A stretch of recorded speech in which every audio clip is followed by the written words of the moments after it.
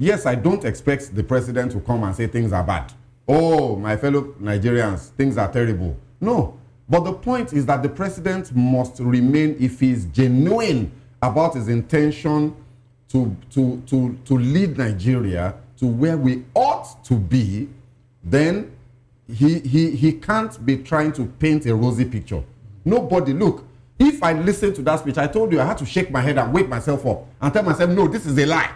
I had to remind myself, because as I was listening to it, I was getting sucked in, especially because I am financially intelligent. You know, I'm an economist, I'm a financial professional. So when I'm listening to those numbers, the temptation is to say, wow, we have really done well. So I needed to wake myself up and say, oh God, they're lying to you, wake up.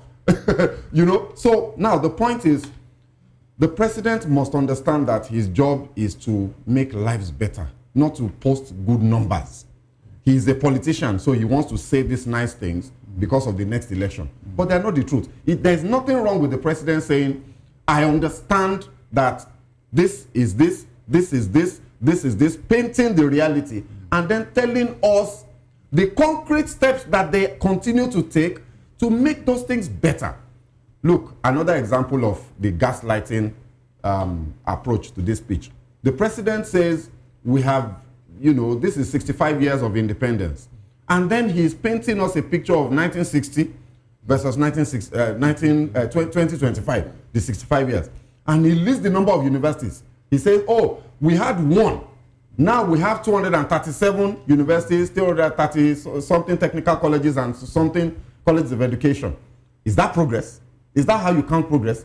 Because as at that time, Nigeria's population was about 19 million. Exactly. Today we are 230 million. Exactly. So if you do a institution per capita, exactly, then you will know first whether you have made progress in terms of number of institutions per citizen. Exactly. That's one. And but standard. But far more critically is that what is the quality of the education and what is the impact it is having on your people that is making them more productive to create a prosperous nation. So you will now look at the HDI indicators. Where were we in 1960 in terms of literacy level?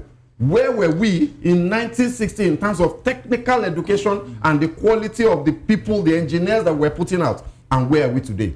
Our HDI score is one of the worst in the world. We're just sitting in the middle. They call it mid-table mediocrity. We're just somewhere in the 70 rank, and we have been there for decades.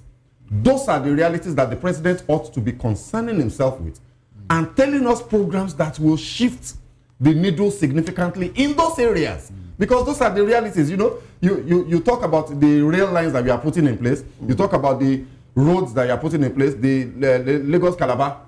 Excuse me, misplaced priority. Sokoto to Badagry to Sokoto. What about the roads that people are traveling from Lagos? You know, there's so many horrible roads where people are losing man hours all over the country, especially in the southeast and the south of Nigeria. Okay. You know, so those things, so sorry, Moses. So those things are things that the president needs to focus on. Tell us how many kilometers, for example, of rail line we had when he came on board. It's been 3 years. How many kilometers do we have now? You know, that he has added in that time. That's how to measure progress. So, Mr. President, thank you. You did a good job. You almost got me. But I woke up.